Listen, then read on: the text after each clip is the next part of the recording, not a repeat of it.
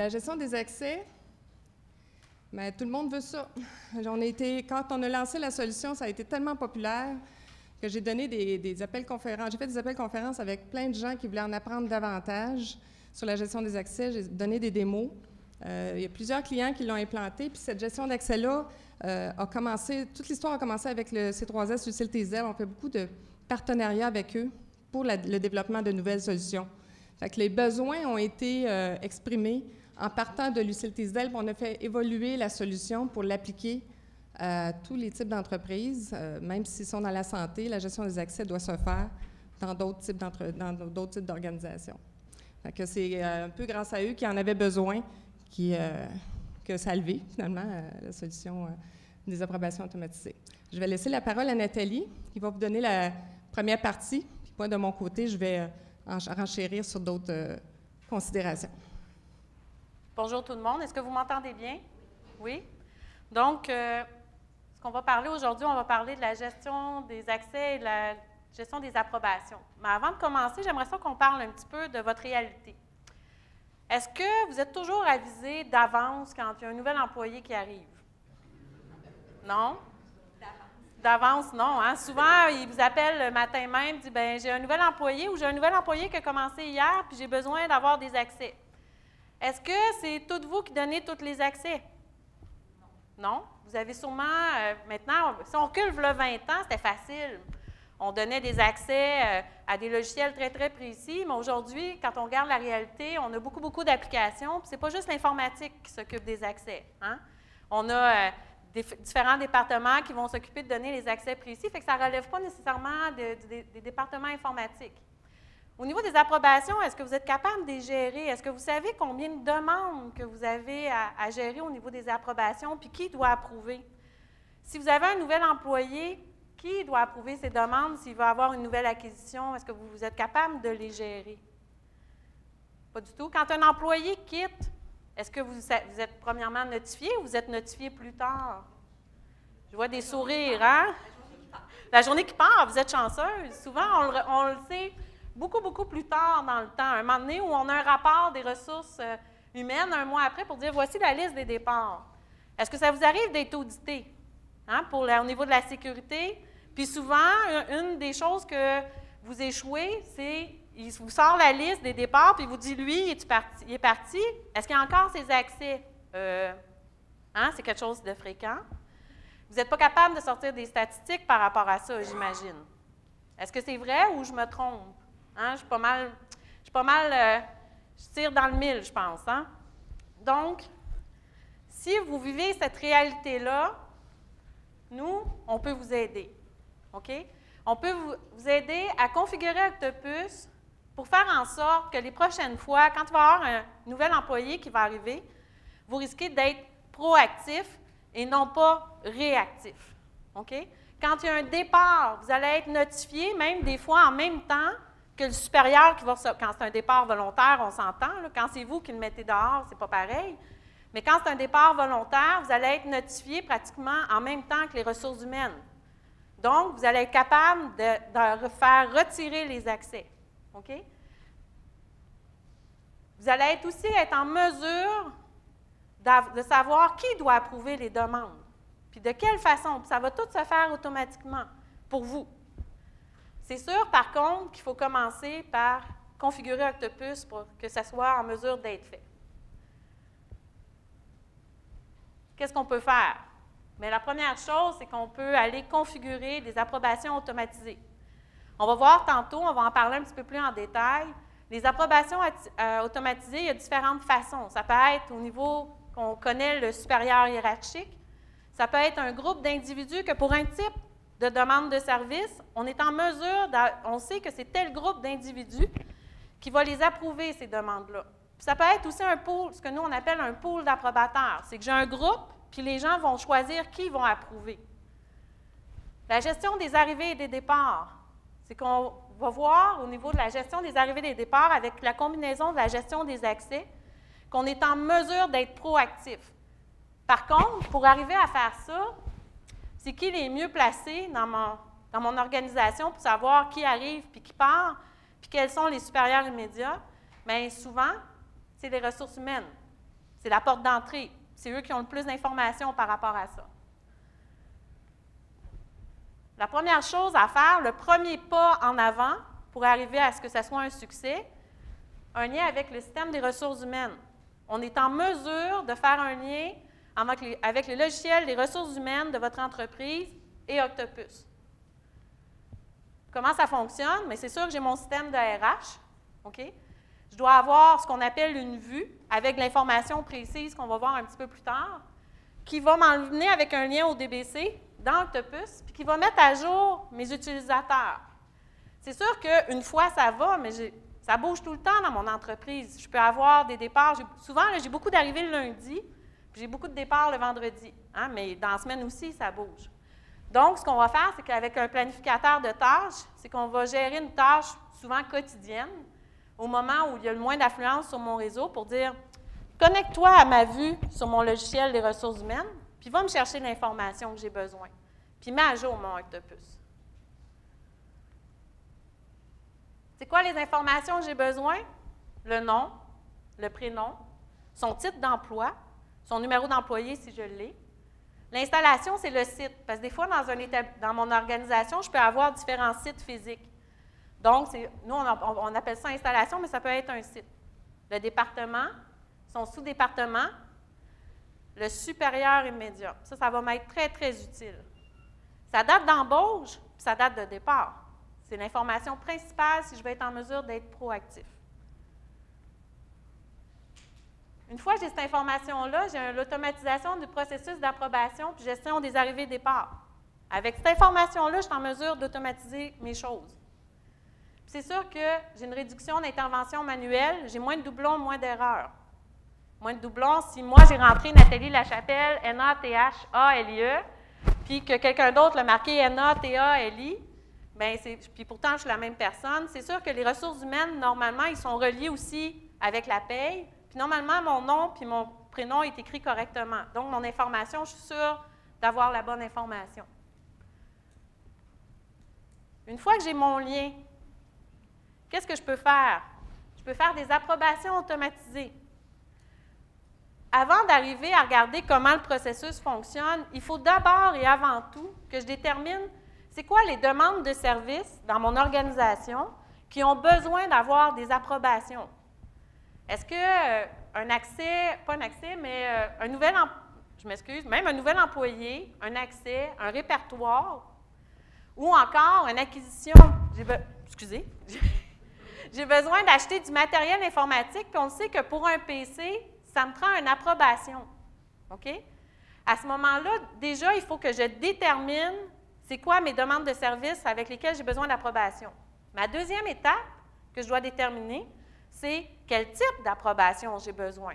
Est-ce que c'est le supérieur immédiat qui doit approuver? Est-ce que c'est un groupe de directeurs qui doit approuver? Est-ce que c'est un groupe auquel je permets à l'individu d'aller choisir qui doit approuver dans mon groupe? OK? Une fois que j'ai fait ces deux étapes-là, c'est sûr que dans mon type de demande de service, ce que je vais faire, c'est que je vais aller me créer une tâche d'approbation. Donc, par la suite, quand la personne, mettons que moi, je vais avoir un nouveau PC, et c'est que Chantal est mon supérieur immédiat. Comment ça va se dérouler? Moi, je vais faire ma demande de PC, et ce qui va se passer, c'est que la requête va se créer, et la tâche de demande d'approbation va partir. Chantal va recevoir un beau courriel lui disant que Nathalie a fait une demande de PC, puis le courriel va lui demander est-ce que tu l'approuves, oui ou non. Chantal, elle va dire oui, OK, c'est correct. Ce qu'elle va faire, c'est qu'à partir du courriel, il y a un lien qui va l'emmener sur le portail web. Et lorsqu'elle va rentrer sur le portail web, ce qui va se passer, c'est qu'elle va arriver dans une tâche où elle va dire j'approuve ou je refuse. Une fois qu'elle a pris sa décision, ce qui va se passer, c'est que si elle refuse, toutes les tâches qui étaient l'installation, ces choses-là, vont s'annuler. Et moi, je vais recevoir un beau courriel en me disant « bien, Chantal n'a pas voulu ». Fait que ma requête, elle est annulée. Mes gens du centre de service n'ont rien reçu, n'ont rien vu passer. Tout ce qu'ils ont vu, c'est qu'il y avait une requête de créer et qui est en attente d'approbation. Dans le cas où Chantal dit « OK, c'est correct, vous pouvez procéder », qu'est-ce qui se passe? c'est que le processus normal de la requête va continuer. Ça veut dire que mon centre de service ou mes techniciens vont être avisés, qui ont de l'acquisition à faire et de l'installation. Puis moi, je vais recevoir un courriel en me disant, bien, Chantal a dit que c'était correct. Fait que c'est pas plus compliqué que ça. Ce qui est le plus difficile, c'est de s'assurer que quand on fait des approbations hiérarchiques, de s'assurer qu'on connaît les supérieurs immédiats. Donc, de là, mon lien avec mes ressources humaines. Et de bien déterminer, c'est quoi les types de demandes que je veux avoir de l'approbation dessus. Le gros du travail se situe là. Ça va pour ça? Oui. À ce moment-là, il faut absolument que toutes les personnes aient accès à ce courriel. Parce que c'est pas quand j'ai des postes informatiques que les gens peuvent accéder par des requêtes, ils ont nécessairement un courriel de l'entreprise à leur nom. Non, mais par contre, si vous utilisez le portail web, OK, c'est que quand je fais ma demande sur le portail web, la première chose que je vais voir, c'est que je vais voir que ma demande nécessite une approbation, puis je vais voir qui doit approuver ma demande. Fait que les gens, ils peuvent suivre leur demande qui nécessite des approbations via le portail web. Là, c'est sûr que si j'ai pas, c'est ça, il n'y aura pas d'avis. C'est sûr que si je n'ai pas de portail, puis je n'ai pas de courriel, je suis un petit peu mal pris. OK? Là, l'utilisateur, il n'y a aucun moyen à part d'appeler le centre de service et de dire « ça a-tu été approuvé? » Juste un petit moment, je peux intervenir. Oui. Le portail est bien important à ce moment-là parce que l'approbateur peut aller quand il veut pour approuver ses demandes sur le portail. Et tout le monde peut avoir un accès, parce que c'est une adresse Internet finalement. Et suite à ça, si jamais c'est comme pas possible que la personne n'a pas le portail, s'il appelle au centre de service, le centre de service peut le faire en son nom. Fait que, il n'y a pas de raison de ne pas approuver une demande avec Octopus. À la limite, on peut le faire manuellement avec le centre de service, la personne téléphone. Mais le fait de ne pas avoir de courriel, si la personne va sur le portail une fois par jour et vérifie ses demandes, il y a un petit onglet approbation qui s'ajoute pour lui parce qu'il est un approbateur autorisé. Puis toutes ces demandes d'approbation vont rentrer là. Ça s'appelle fort, ça.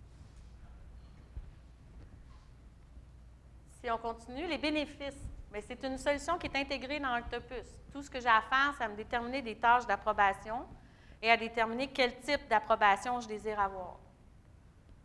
C'est sûr que j'ai un meilleur contrôle sur mes délais. C'est que je peux me sortir des listes dans Octopus pour dire, sans moi, toutes les demandes qui ont une tâche d'approbation qui n'a pas eu d'activité dessus. Donc, à ce moment-là, je peux être, encore une fois, proactif. Je peux aller relancer les gens parce que c'est indiqué, j'ai une tâche, puis si la tâche, mon supérieur immédiat, c'est Chantal. À ce moment-là, Chantal, je vais voir dans Octopus, au centre de service, que Chantal a une tâche qu'elle doit m'approuver. Donc, je peux les relancer.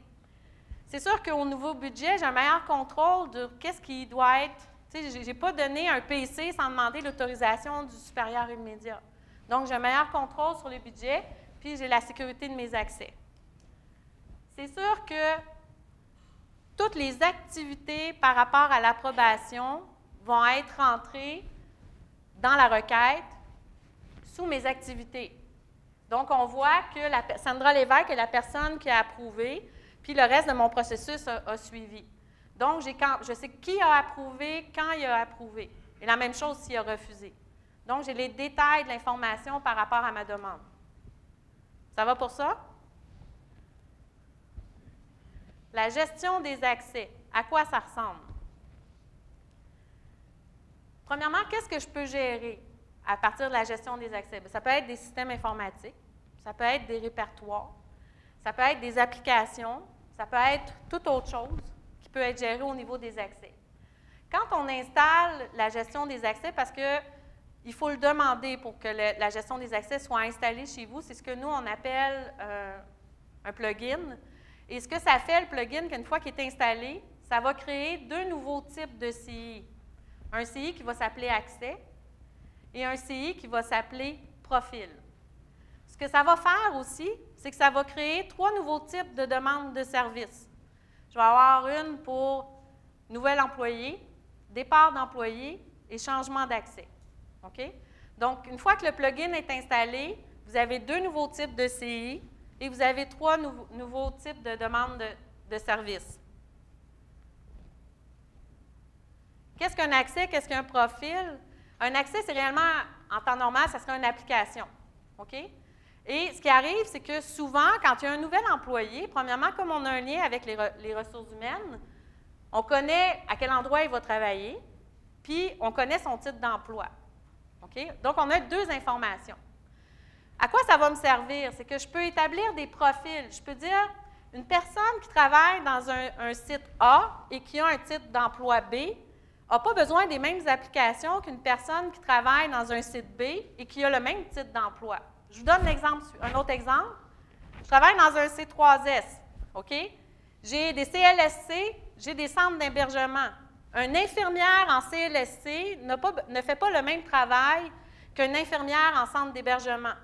Elle n'a pas besoin des mêmes applications, des mêmes accès.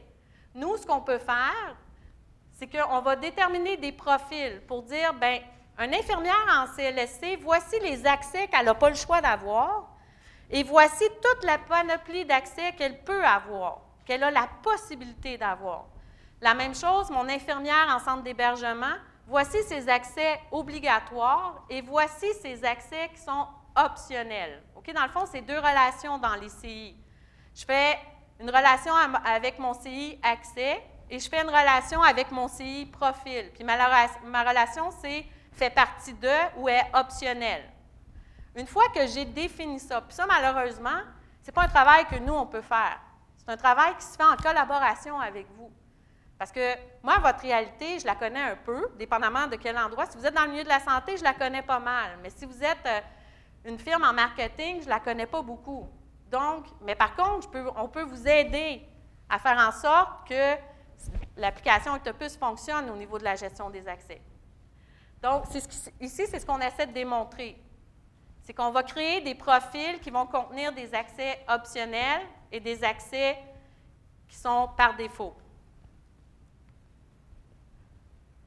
Maintenant, si j'ai un lien avec mes ressources humaines et que j'ai défini mes accès avec mes profils, qu'est-ce qui se passe la journée où j'ai un nouvel employé qui rentre? Comme j'ai mis une tâche planifiée dans Windows, ce qui va se passer, c'est que Octopus va dire « Oh, j'ai un nouvel employé qui commence dans 2 semaines ou dans 1 jour ou dans 3 jours et je connais son supérieur immédiat. » Qu'est-ce que je vais faire? Je vais simplement envoyer un avis à son supérieur immédiat pour lui dire « Fais attention, tu as un nouvel employé qui va travailler à tel endroit, qui a tel type d'emploi, qui commence telle date.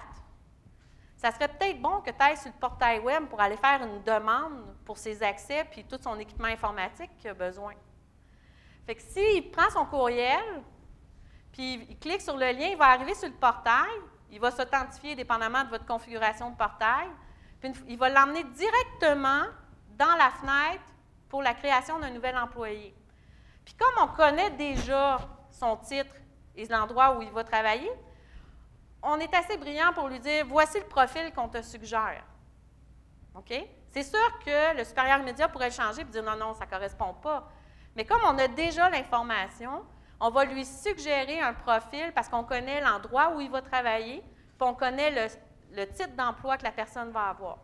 Et là, tout ce qu'il y a à faire, c'est de dire, bien, c'est sûr qu'il y a ces accès qui sont obligatoires, mais il peut aller sélectionner ces accès qui sont optionnels, puis il pourrait, si j'ai bien monté mon type de gabarit, je pourrais dire, bien, elle a besoin d'un téléphone aussi. Ah, puis by the way, sa carte d'accès, les clés, ces choses-là. Une fois que j'ai rempli le formulaire, qu'est-ce qui va se passer? C'est que pour les accès, les gens qui vont donner les accès, je les connais. Hein? Souvent, je vais dire, pour tel accès, bien, c'est M. X, Mme Y, pour tel autre accès, c'est M. A et Mme B. Ce que je vais faire dans Octopus, c'est que je vais déterminer mes groupes d'octroi d'accès que je vais aller identifier à mon accès. Donc, je sais très bien que pour mon accès 1, je connais qui sont ce que nous, on appelle les pilotes. Donc, moi, je les appelle les pilotes. Peut-être que vous avez un vocabulaire différent, mais moi, je les appelle les pilotes. Les responsables d'accès, merci. Donc, le responsable d'octroi d'accès, ce qui va se passer, c'est que comme la requête a été créée, le responsable d'octroi d'accès va recevoir un courriel. Puis il va lui dire, tu as un accès à donner pour telle personne qui va travailler à tel endroit, puis elle commence telle date. Encore une fois, dans le courriel, il y a un lien pour aller sur le portail web et il va rentrer directement dans une tâche Puis là, il va pouvoir dire, bien, j'ai complété, j'ai donné mes accès ou j'ai besoin d'un peu plus d'informations. Une fois que la tâche va être, que le pilote ou le responsable d'octroi d'accès va avoir complété sa tâche, ce qui va se passer, c'est que je vais avoir un lien entre l'utilisateur et mon CI de type accès. Ce qui va faire en sorte qu'un peu plus tard, si je voudrais savoir qui a accès à cette application-là, je vais être en mesure d'avoir toute l'information. Ou encore, quand j'ai un employé qui quitte, à quoi il a accès? Je vais être en mesure d'avoir toute l'information. Tantôt, on va parler de qu'est-ce qui peut se passer, puis c'est quoi les risques, tout ça, parce que c'est sûr que tout mettre ce processus-là, ça ne relève pas juste des TI, mais on va en parler un petit peu plus tard. Maintenant, qu'est-ce qui se passe quand j'ai un employé qui quitte? Mais encore une fois, si j'ai mon lien avec les ressources humaines, bien, ça me permet d'être proactif. Donc, si les ressources humaines ont indiqué qu'un employé partait, à ce moment-là, ce qui va se passer, c'est que le supérieur immédiat, comme je connais la date, le supérieur immédiat est connu, il va recevoir un courriel automatique qui va lui dire, bien, fais attention, tu as un employé qui quitte telle date, puis voici notre réglementation au niveau de la disposition des données. Tu sais, on va garder son adresse courriel active tant de temps, puis ainsi de suite. Donc, vous pouvez mettre votre réglementation par rapport à comment vous allez gérer ces données. Puis, on lui rappelle de récupérer son équipement aussi. Puis, on peut en profiter. Une fois que ça, c'est fait, comme ma requête s'est créée et que j'ai un lien au niveau de mon accès puis mon utilisateur, bien, tous les pilotes ou les responsables d'octroi d'accès vont recevoir automatiquement un courriel lui disant « Fais attention, il y a un employé qui quitte telle date puis elle a accès à ton application. N'oublie pas d'y retirer ses accès. » Une fois qu'encore une fois qu'il va aller sur le portail et qu'il va retirer les accès, la relation entre le CI d'accès va se détacher de l'utilisateur. Donc, à ce moment-là, vous allez être sûr que quand ils vont vous demander, la personne qui vous fait l'audit, puis va dire, bien là, j'ai tel employé de partie, vous allez être en mesure de justifier que, oui, vous avez enlevé l'accès, puis voici la preuve que j'ai. Il y a un courriel qui est parti, le pilote d'octroi d'accès a retiré les accès, et ainsi de suite. C'est quoi les bénéfices? Bon, on diminue les risques d'erreur, la première chose. Une seule porte d'entrée pour les utilisateurs.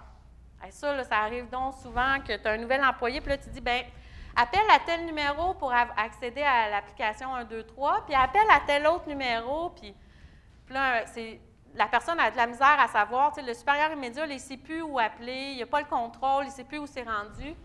Bien là, c'est une seule porte d'entrée. On est rendu maintenant proactif. On ne réagit plus, là. On est proactif, on connaît les informations. Encore une fois, l'idéal, c'est d'avoir un pont avec les ressources humaines. C'est sûr que là, je parle du pont avec les ressources humaines, mais est-ce que je peux aller, moi, en tant qu'utilisateur, sur le portail web, puis aller faire une demande pour un nouvel employé? Oui. Est-ce que je peux indiquer que j'ai un départ d'employé? Oui. Puis, si vous vous rappelez, tantôt, il y a quelques minutes, je vous disais que quand on installe le plugin de GDA, j'ai 3 types de demandes de services automatiques qui se créent. Nouvel employé, départ d'employé, mais j'en ai une 3e, changement d'accès. Ça se peut qu'à un moment donné, la personne ait accès puis elle change de poste. Ça arrive pratiquement jamais. Ça, surtout dans le milieu de la santé, ils sont toujours statiques au même endroit. Je vois des sourires, hein? Souvent, ils vont changer d'endroit. Donc, si je reprends mon exemple de tantôt, mon infirmière qui est en CLSC, puis elle a dit, moi, je ne veux plus travailler en CLSC, je veux m'en aller en hébergement. Mais ce n'est pas les mêmes applications. Comment on va le gérer? À ce moment-là, je pourrais aller sur le portail, puis aller sélectionner un type de demande de service qui serait changement d'accès. Et là, je verrais les accès qu'elle a, puis je pourrais les décocher pour dire ça n'a plus besoin, ça n'a plus besoin. Oh, par contre, elle a besoin de ça. Qu'est-ce qui va se passer? Le même processus. Si j'ai retiré des accès ou si j'en ai ajouté, bien, les responsables d'octroi d'accès vont recevoir des courriels, puis là, les liens vont se faire avec les CI. Moins de dérangement pour les responsables d'accès. Il n'y a plus de raison qu'ils se fassent s'accrocher dans les corridors. Il n'y a plus de raison que je l'appelle directement. Tout se fait par des tâches automatisées si j'ai bien identifié mes groupes d'octroi d'accès. On harmonise les demandes d'accès. Il y a une façon de les faire. On contribue à améliorer la sécurité des actifs et des audits pour ceux qui sont contrôlés au niveau de la sécurité. Ce qui doit être considéré. Je vais céder la parole à Chantal. Oui, prends le contrôle. Il y a des considérations importantes dans la mise en place de ces solutions-là parce qu'on sort des TI. On ne fait pas ça à l'interne, juste au TI, parce qu'on s'adresse à des responsables d'octroi d'accès qui sont souvent dans les départements. Et on va s'adresser aussi aux approbateurs qui ne font pas partie des TI. Fait qu'il y a des aspects à considérer dans l'implantation de ça pour favoriser l'adhésion. Il y a des prérequis. C'est certain que pour pouvoir utiliser la gestion des accès, il faut soumettre la demande par le portail web. Donc, si vous n'avez pas le portail web de déployer, c'est une première chose à faire, un prérequis à faire, puis à encourager les gens à le faire à partir du portail web. De toute façon, à partir du moment que la gestion des accès va être installée puis instaurée, il n'y aura pas le choix. On ne pourra plus créer une demande dans Octopus. Le système va dire qu'il faut passer par le portail web. Pourquoi? Parce que l'utilisateur ou le supérieur immédiat sélectionne les accès dans des cases à cocher et c'est ça qui génère les tâches automatiques. Fait que le portail web, il est obligatoire. D'ailleurs, il est très avantageux, le portail web, pour vos utilisateurs, pour suivre leurs demandes, réduire les demandes au centre d'assistance. On est rendu où? Qu'est-ce qu'on fait? Ils peuvent suivre plein de choses.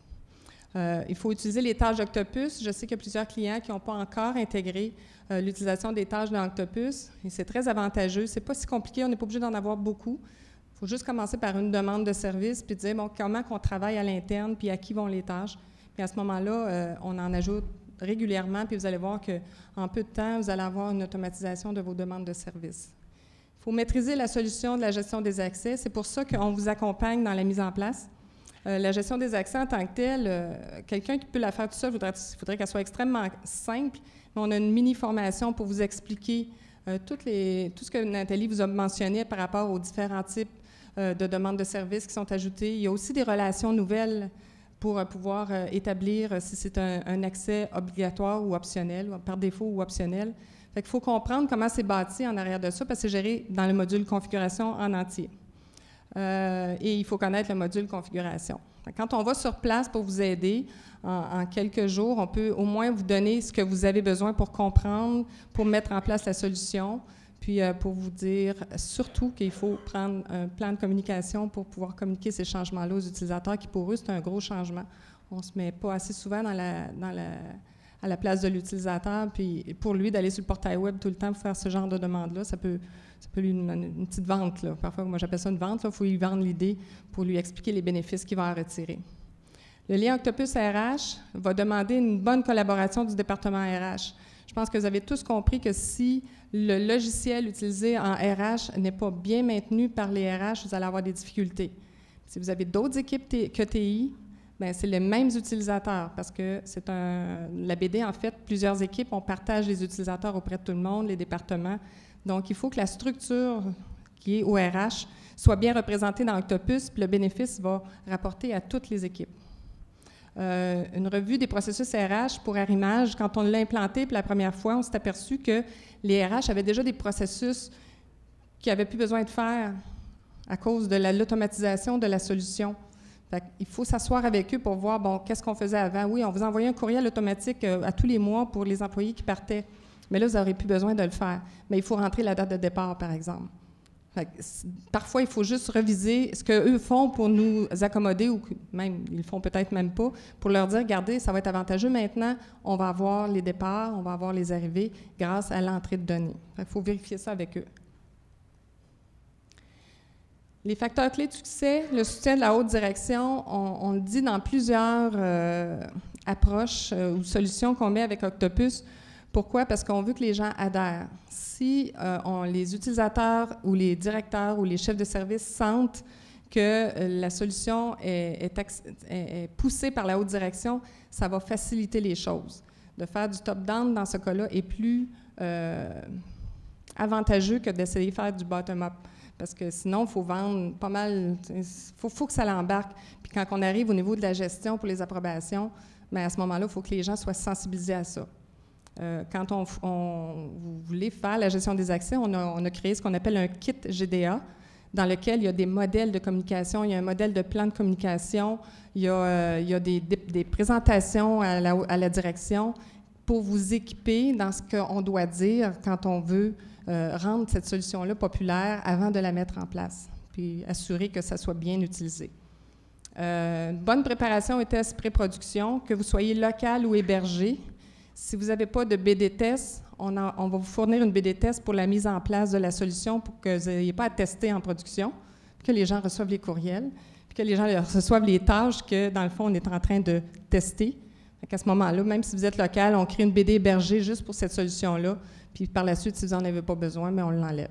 Ou si vous voulez une BD locale de test, bien, vous pouvez la faire là-dessus. Formation. On a eu plusieurs approches. Dans certains cas, ça peut être des documents. Dans d'autres, moi, j'ai fait des vidéos pour que, aussitôt que les gens avaient besoin d'entendre parler de la solution, que ce soit approbation automatisée, même le portail web ou de gestion des accès, on a des vidéos de formation qui soient disponibles. C'était moins compliqué que de rencontrer tout le monde individuellement ou par petits groupes. Là, quand il y a un roulement de personnel, c'était plus facile. Une formation pour les approbateurs et les responsables des accès. C'est vraiment les 3 groupes qui vont être touchés par ces solutions-là. Le responsable du maintien de la GDA, celui qui est porteur de dossier, c'est celui qui va s'assurer qu'on l'utilise le mieux possible. Il y a toujours des écarts. On ne peut pas contrôler, je ne vais pas accrocher mon micro, on ne peut pas contrôler si le responsable d'octroi d'accès ne passe pas par Octopus pour le faire. On s'entend? C'est pour ça que la communication est importante, même de façon récurrente, de revenir sur ce qui est important de faire auprès des responsables ou des approbateurs pour maintenir. Sinon, les gens ont tendance à laisser aller. L'humain est ce qu'il est. Si on ne lui rappelle pas de temps en temps l'importance de ce qu'il fait pour ces solutions-là, bien, votre solution ne sera pas fiable. Dans Octopus, vous ne pourrez pas vous fier au rapport. Et un responsable Octopus qui est habile ou qui comprend la configuration et peut maintenir. Parce qu'on l'améliore tout le temps, même depuis le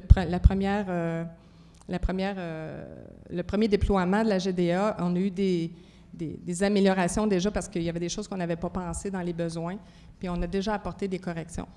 Éventuellement, je pense qu'on va l'intégrer de façon, pas par un plugin, mais de façon permanente dans Octopus, mais ça va être pour plus tard quand la solution va être encore meilleure.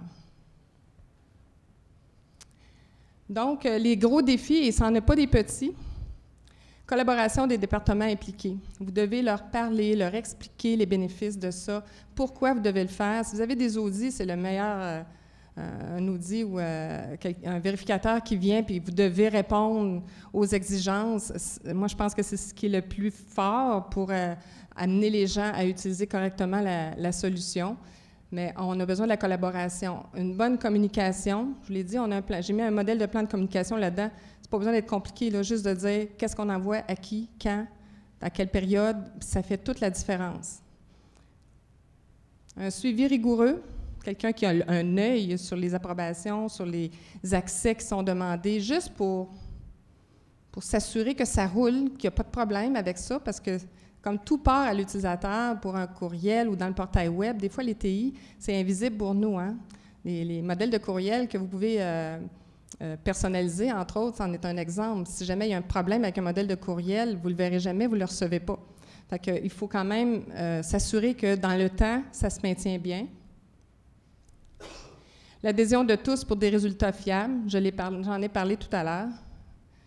Puis l'intégration de l'historique des accès. Si on commence jour 1, la gestion des accès, ça va automatiquement rentrer dans Octopus, c'est pas de problème, mais le jour où l'employé va partir ou va transférer, bien, tous les accès qui existaient avant et qui n'ont pas été appliqués dans Octopus, il faut les importer. Fait que ça veut dire qu'il faut on n'a pas le choix, Octopus les trappera pas tout seul. Fait qu'il faut parler aux divers départements, aux divers responsables applicatifs qui donnent les accès pour leur demander, êtes-vous capable de soutirer de vos systèmes une liste d'utilisateurs avec le niveau d'accès ou l'accès qu'il a, de manière à ce qu'on les importe dans Octopus pour qu'on ait, dans le fond, tous les accès que l'utilisateur utilise puis que ce soit à jour. Ça va, sinon, on va en manquer. Quand il va partir, nous, on va aller voir dans Octopus quel accès est relié à tel utilisateur-là, puis si on n'a pas son historique, si on n'a pas les autres accès, on ne le verra pas. Fait que les liens vont se détacher pour ce qu'on va avoir dans Octopus. On le fait chez Lucille Teasdale, je pense, puis ça fait toute la différence. On n'a pas le choix, comme vous pouvez comprendre. Est-ce que vous avez des questions? Allez-y, je vais la répéter au micro, à moins que vous vouliez venir en avant. C'est à votre choix. OK, c'est comme vous voulez. En fait, l'importation d'informations du système RH, avec toutes les informations sur chaque utilisateur, est-ce que c'est ça qui popule Octopus, qui nous donne l'information à jour sur tous les utilisateurs, en tout temps et presque en temps réel? Ça ne sera pas en temps réel parce que ça va être la tâche Windows qu'on va planifier pour transférer l'information. Elle ne sera pas en temps réel, mais on pourrait dire, si vous le faites 2 fois par jour, il va y avoir de l'information à jour 2 fois par jour, oui. Donc, l'authentification d'Octopus ne se fait pas nécessairement à travers ce qu'on appelle l'Active Directory, mais se fait à travers l'information qui est dans Octopus qui vient du système DRH. C'est complètement séparé. Quand on parle d'importation de l'AD ou l'authentification, c'est réellement pour les gens qui, pour accéder au portail web, ces choses-là. Moi, je vais chercher, avec mon lien avec les RH, réellement de l'information qui n'a rien à voir avec accéder à Windows ou au portail web. Je vais réellement chercher l'information sur qui travaille dans mon établissement, à quelle date il est rentré, c'est qui son supérieur immédiat, son titre d'emploi et aussi son département. C'est sûr que si vous me dites, parce que ça peut arriver, là on parle d'un lien RH, mais ça pourrait être un lien avec une autre application qui comprend toute mon information. Donc, je peux faire une combinaison de mes importations. C'est juste qu'il faut que je m'assure que ce que j'importe de l'AD, puis ce que j'importe de mes systèmes RH, j'importe pas 2 fois la même information, parce que là, dépendamment qui va partir en premier, je vais les effacer. Là. Ça prend une clé unique. Exactement. Qui fait le lien entre les 2 sources. Exactement. C'est ce qu'on a exemple. fait dans la plupart des cas. On a le numéro d'employé, puis l'endroit où ils ont le numéro d'employé, bien, c'est les ressources humaines. Oui. Dans les critères, justement, qu'on va chercher aux ressources humaines, qui sont le département, le supérieur, est-ce que ça apparaît dans la fiche de l'utilisateur? Oui. Oui, parce que dans le fond, je mets à jour. Pour avoir tous ces champs. Bien, oui, la fiche est conçue pour avoir son site, l'endroit où il travaille, son département, son titre. Oui, le supérieur immédiat, l'information est là. La date d'arrivée, la date de départ, ce n'est pas un champ que je peux manuellement, mais quand je regarde dans mes listes, au niveau du module utilisateur, ce sont 2 nouveaux champs qui apparaissent une fois que j'ai installé le module de gestion des accès. Mais pas dans la fiche elle-même. Pas dans la fiche elle-même. Par contre, quand je sors une liste, c'est 2 colonnes que je peux ajouter, mais seulement lorsque la gestion des accès est installée. Oui. Vous avez mentionné les liens ODBC. Est-ce que présentement, vous avez déjà une interface qui est liée avec des applications dans le CSS, comme un magistrat? Oui. On a plusieurs, autant magistrat que Logibec dans le milieu de la santé, on n'a aucun problème, on est en mesure de se connecter. C'est sûr que ce soit avec magistrat ou Logibec, ça nous prend une vue, OK? Et c'est sûr que Midi Solutions et Logibec ne vous feront pas ça, malheureusement, gratuitement. Hein? Et vous allez les appeler et vous dire « J'ai besoin d'une vue pour me relier avec Octopus ». C'est sûr que vous allez devoir fournir c'est quoi les champs que vous avez besoin, puis ils vont vous envoyer une belle facture qui vient avec. Au coût de combien, j'en ai aucune idée, mais c'est sûr qu'il y a des frais associés. Oui. C'est ça. Quand vous demandez, Non, le plugin, non. Tout ce qu'on fait dans Octopus, il ne faut jamais payer en plus pour l'avoir. Les modules sont toujours utilisés par les clients. La seule chose, c'est que comme c'est une solution qui demande un peu d'accompagnement, on va vous amener à prendre, on va évaluer la situation, puis on va vous offrir, par exemple, ça prend 2 jours pour mettre en place la solution d'approbation automatisée, puis 3 jours pour Octopus, pour la GDA, la gestion des accès. Dans le fond, c'est un accompagnement qui va vous rendre indépendant par la suite, parce qu'il y a trop de petites considérations qui peuvent faire que ça ne fonctionnera tellement pas, puis vous n'aurez pas 2 chances de vendre l'idée à vos approbateurs, puis à vos utilisateurs, puis à vos responsables d'application. Fait qu'il y a un soin à apporter à ça. Mais c'est le seul frais, dans le fond. Le frais, c'est l'accompagnement qu'on va vous offrir pour assurer le succès, puis que vous ayez tout en main pour le mettre en place de façon correcte, selon votre contexte. On a un client, il y a 3 accès, je pense, oui. Un profil. Lui, il avait besoin juste de ça pour le moment. Quand il va évoluer la solution, il va probablement étendre ça, mais lui, c'était correct au départ. C'est sûr que le but, c'est de vous rendre autonome pour que vous n'ayez plus besoin de nous si vous avez des accès à rajouter, des profils à créer. C'est ça. Mademoiselle?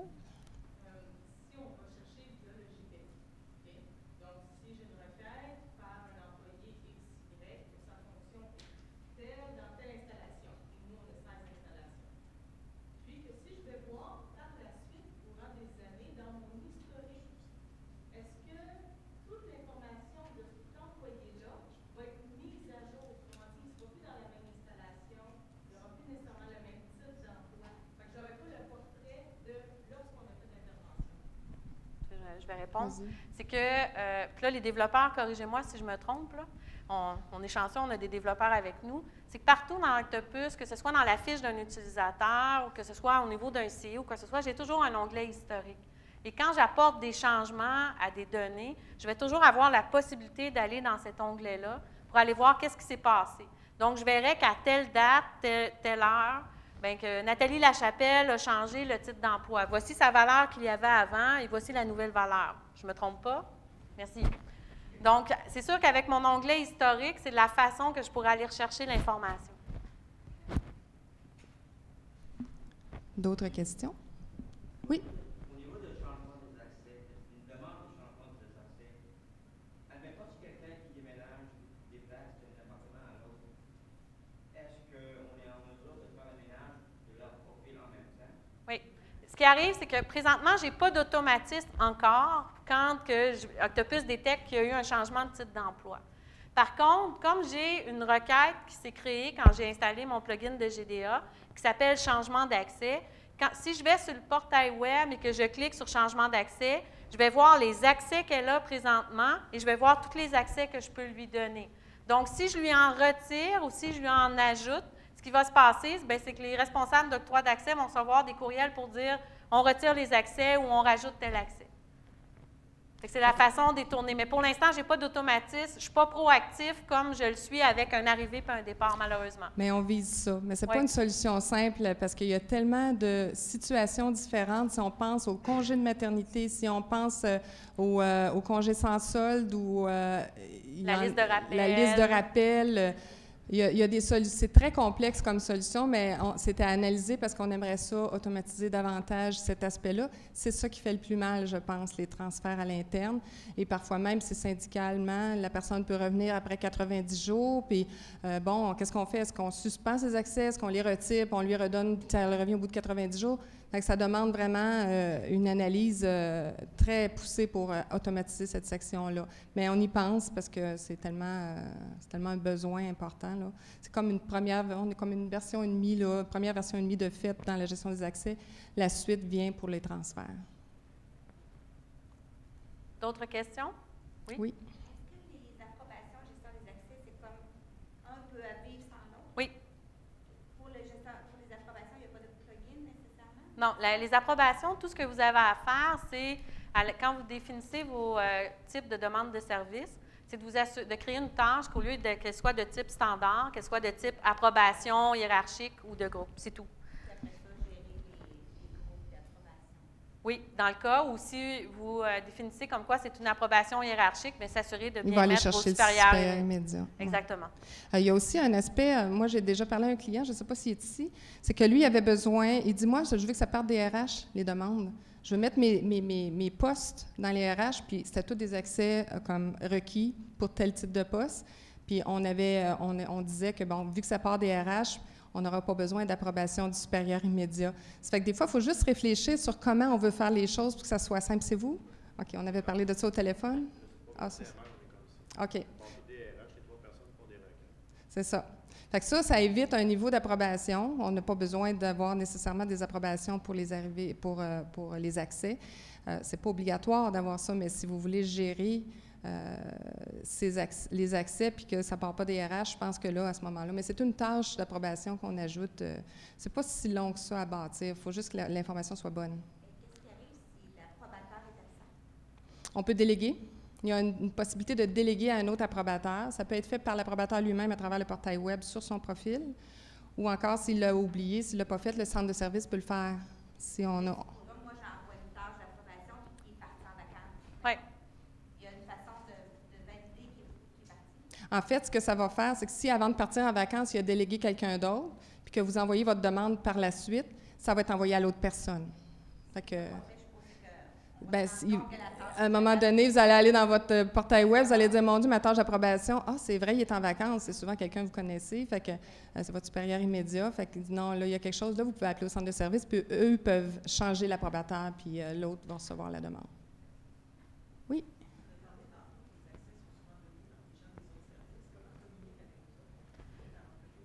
Via Octopus, c'est sûr que quand une demande d'accès a été demandée, celui qui est responsable d'octroyer l'accès va recevoir un courriel Pour l'aviser. pour l'aviser que que cette personne-là a besoin d'un accès. Donc, lui, il se doit d'aller sur le portail web, puis en plus de voir les demandes qu'il fait quotidiennement quand il y a un besoin, lui, il va avoir une option de plus en haut qui va lui dire les tâches, puis il va aller compléter ses tâches d'octroi d'accès. Parce qu'il est identifié comme étant un responsable d'octroi d'accès, il fait partie de la façon qu'on l'a configuré. Lui, il va recevoir, aussitôt que ça va être un accès qui le concerne, il va être avisé par courriel. Puis à partir de là, soit qu'il le fait une fois par jour, fait comme ça, il n'est pas toujours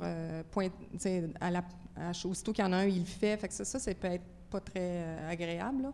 Mais il pourrait dire, maintenant, tous les matins, moi je rentre, je regarde mes demandes d'accès, à moins d'avoir une urgence. À ce moment-là, il peut toutes les faire en même temps. Non. L'utilisateur oui. externe, oui, c'est un utilisateur externe à ce moment-là. C'est vrai. Oui, ça devient un utilisateur externe. Oui, il y a des frais de 10 $ de licence. Mais pas pour les approbateurs. Les approbateurs, c'est parce qu'il devient comme un intervenant dans Octopus à ce moment-là. Parce qu'on peut lui assigner des tâches. Des tâches. Mais n'importe quelle tâche peut être assignée à un intervenant externe. On l'appelle intervenant externe au lieu d'intervenant interne. C'est une bonne question, Chantal. Oui? D'autres questions? Oui. Oui, on a même... les approbations peuvent être en même temps ou séquentielles, si on l'indique que ça va survenir par la suite de la première approbation. On utilise ça beaucoup quand, par exemple, on achète un équipement qui dépasse, je ne sais pas moi, dont la valeur est plus élevée. Ça fait qu'il va y avoir une première approbation du supérieur immédiat qui va dire oui, c'est correct, puis s'il faut que ça aille au directeur, une deuxième approbation va rentrer. Et pendant ce temps-là, ce qu'on n'a pas mentionné, c'est que la requête est en suspens, donc le compteur arrête. Parce que les approbations, en principe, ne font pas partie des TI. Pour que si vous mesurez les SLA, là, les temps de résolution et tout ça, fait que la requête va se suspendre toute seule et l'utilisateur va le voir aussi sur le portail web. Fait qu'il y a beaucoup d'informations sur le portail web. C'est pour ça qu'on vous dit la formation que vous pourriez donner à vos utilisateurs, qu'elle soit sur Word ou qu'elle soit sur une vidéo ou quoi que ce soit, c'est d'insister sur ces aspects-là. C'est quoi l'information qu'il peut aller chercher quand il rentre dans une requête sur le portail par rapport à lui-même. Puis vous allez voir, ça devient très populaire assez rapidement. Oui?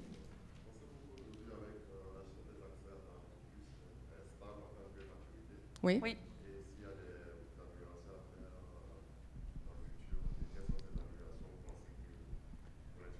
Bien, il y a tout le transfert, là, quand les gens transfèrent de département, ça, c'est sûr que c'est une amélioration à apporter. Puis, ça va beaucoup avec ce que, quand vous les l'utilisez la solution, s'il y a des situations où on n'aurait pas pensé, tout ça, bien là, à ce moment-là, on va ajouter ça dans une amélioration de la gestion des accès. Mais actuellement, ce qui est le gros point, là, c'est vraiment les transferts ou les départs temporaires ou en tout cas toutes ces situations complexes qu'on a parfois et qui sont codées d'ailleurs dans le système de ressources humaines. Fait qu'il faut être capable de gérer cet aspect-là.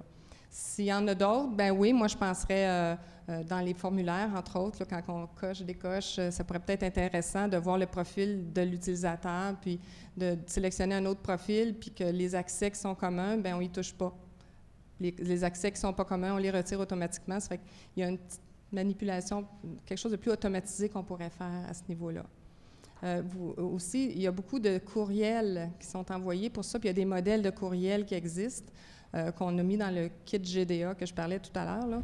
Mais ces modèles de courriels-là sont importants, puis c'est avec ça que vous allez communiquer avec l'utilisateur. Si parfois, il y a des comportements que vous voulez instaurer, bien, les suggérer dans ces courriels-là, ça aide aussi, les encourager, à les remercier d'avoir passé par la gestion par le Octopus pour la gestion des accès et tout ça. Ça fait juste améliorer comment je pourrais dire, la visibilité de la gestion des accès et son utilité.